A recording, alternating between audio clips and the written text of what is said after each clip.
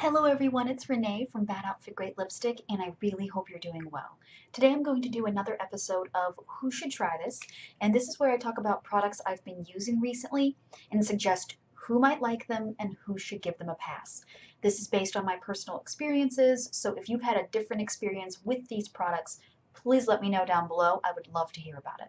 So I'm actually going to start with the Glossier Cloud Paints, and the reason I'm laughing is I think I've had a Glossier product in every Who Should Try This I've done so far. I don't do that on purpose. It's just their launches tend to be timed really well for me and my buying habits. So there are currently 4 shades. There is a shade called Dusk, which is a brown shade, and I did not get that one. I got the other 3 shades. So there's Puff, which is the soft pastel pink. I'm wearing it today, but it's so dark out and the lighting is so bad you're not going to be able to see. Then I have Haze, which is the raspberry color, and then we have Beam, which is the pink color. Straight off the bat, one of the things I noticed with these is when Glossier left a comment saying who they recommended the different shades for. The only one they recommended for darker skin was Haze. And immediately that kind of makes me go, only one shade for darker skin? That's kind of a bummer. So if you have darker skin, at least right now with the shade range as it is, I don't know if I'd recommend these. Instead, I would recommend my favorite liquid blush, which is the Becca Beach Tints. There are shades, they have more pigment overall, but there are also shades that are much more saturated, such as Papaya, and I think Raspberry is the purple shade, that really look beautiful on deeper skin. So these are a little better if you're darker skinned. They just have more pigment saturation. On that note, these are very light and quite sheer. They're hard to overdo, which is, I think, a benefit of them, at least for lighter skin tones. It's really hard to give yourself a clowny look with this product. The formula is quite silicone heavy. I've noticed that some people have actually said this product feels like a foundation. Like when you touch it, it feels like a foundation. And I'm not surprised people feel that way because, again, lots of silicone in the formula. That gives this a lot of glide. It is so easy to spread. I do recommend using your fingers. I know some people like a flat brush, which I've tried and that works fine, but fingers are just easier and quicker. You can layer them to get a little more color, and because they have this very sheer, very soft formula, you're always going to get quite a soft look on the skin. No harsh lines. I don't think I've ever gotten harsh lines with these. The only one that was a little different for me was Haze, which is that raspberry color. This one I found the formula to be a bit more watery and a little more difficult to blend. It wasn't terrible, but it wasn't exactly comparable to the other 2 shades. So there are some slight formula inconsistencies. I do think these could work for oily skin. I am not the best person to ask about liquid and cream blush longevity. As somebody with dry skin, things tend to stick to my face very easily, but I noticed they had pretty good staying power. I didn't have problems with them fading throughout the day. So for oily skin, I think you might do okay with this. They're not a wet formula. They do dry down, but I do think this is another product that is geared a little more toward normal to dry skin. Overall, I think this is the best makeup product that Glossier has produced, insofar as it's very versatile, and I think a lot of people will get good use out of it. And at $18 a piece, these are a pretty affordable price. And before I forget, some people have mentioned that these seem very small. So these are 10 mil. And let me grab a Becca Beach tint. The Becca Beach tints are 7 mil. Now, to be fair, these are much more pigmented. You will need a little less product, but still, this is actually about standard size for a liquid blush. So I hope they expand the shade range, but in the meantime, I'm saying great for beginners, light to medium to tan skin. Deeper skin may want to take a pass, at least for now. The next product I have is actually a hair product, which I know is a bit of a shocker coming from me, and it's the Ouai Wave Spray. And if you look, I did actually have this in a Project Pan, and at the start of the project it was up here, and then by the time I was done with the project I'd only gotten down to here. And as you can see now, I'm only a little bit lower now. So this is a deluxe sample that came with a Sephora Play Box, and that's all I've used. I did use it today. If you can see, I've got a little more, this is second day hair, And so I've got like a little more texture to my hair, and that's because of this. Now, because it is still so full, you might be thinking, well, it's a bad product. You're not using it much. It's not a bad product. It's just normally with my second day hair, I don't wear it like this. I will sometimes, but normally I pull it back. I'll do a ponytail, I'll do a bun, I'll do braids. I don't normally need a texturizing spray. However, I do think this is a nice product. For as little as I seem to have used it, it's a nice product. So what it says is it will give it's a weightless texture mist for effortlessly chic undone hair. And I think that's what it gives you. This sort of bedhead look with a little more texture. Somebody mentioned to me that they didn't like this because of the smell. They said it smells like lemon pledge. I don't know if I'd say it smells like lemon pledge, but it definitely does have a bit of a strong citrus type smell. I don't hate it, but it's definitely there. So there's that warning. Is it weightless? Absolutely. And it does give good texture. The trick with this is you really don't want to overdo it. I have very fine hair, and if I do too much of this, which is what I did the first time I ever used it, if I do too much, it looks greasy and feels crunchy.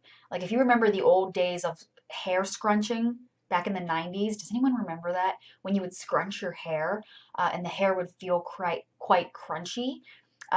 That's what it would remind me of if you use too much. So for me, as somebody with fine hair, the trick is to do 1 or 2 sprays at a time and then immediately go in with my fingers or a comb to sort of work it in and move the hair around. And I work in sections, so I'll do 1 or 2 sprays at top and I'll run my fingers through, and then I'll do 1 or 2 sprays on the bottom part of my hair, run my fingers through and sort of rough it up a bit. I don't know how well this would work for thicker hair, and I'm basing that just on the way this looks for my hair and how it behaves with my very fine hair. If you have a thicker or more coarse hair type, I do wonder if this would maybe make your hair look and feel too dry. There are probably better products on the market for you. For instance, Ouai also has a dry shampoo that is a mousse. So it's not the typical spray, it's a mousse. And it seems to work very well for thicker hair because it gives the texture and that little bit of, I don't want to say a dirty look, but less shiny, less freshly washed without the stickiness and without the potential to look too piecey and too separated. Last but most certainly not least, once I get these arranged in my hand, I want to talk about the Besame lipsticks. I got a kit with 5 minis and I reviewed that I think in November. I reviewed all 5 colors and the formula as a whole, and I gave the formula 5 out of 5 stars. That said, I think some people might like it more than others. Again, I do only have minis right now. I got rid of 2 of the 5 shades I had. I got rid of Noir Red because it was just way too dark on me. It looked almost black.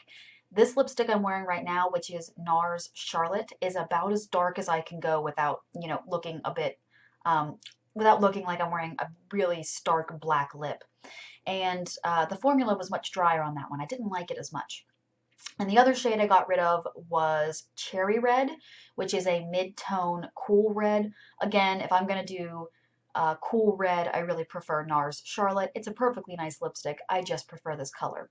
So the 3 that I kept, let me get these flipped so I can see, is 1970 Chocolate Kiss, 1946 Red Velvet, and this is famously the color worn by Peggy Carter in the Captain America movies. And then 1969 Dusty Rose, which I think this is the color a lot of people really, really love. It's that mid-tone mauve. And again, I have a review with swatches, so I'll just link to that. These mini tubes are plastic. You can buy the mini tubes on Besame's website right now. They are plastic, but they still have the typical sort of Besame packaging. And then they also have a little slider, these mini ones. Okay, now I know the swivel lipstick tube was patented, I think, in the 1920s, so it's been around for a long time. But I have to admit, I'm really fond of the slider. I don't know, I think it's just really vintagey and cute without ruining the functionality of the packaging. So I do wish the full size also had the slider, but I understand why they don't. The full size tubes are metal and they have the same kind of pattern. And they're very pretty. I just don't have any of the full size yet because I'm trying not to buy more lipstick, but someday it's going to happen. And that's my first thing. If you like traditional lipsticks, not liquid, just a traditional lipstick, this formula is really hard to beat.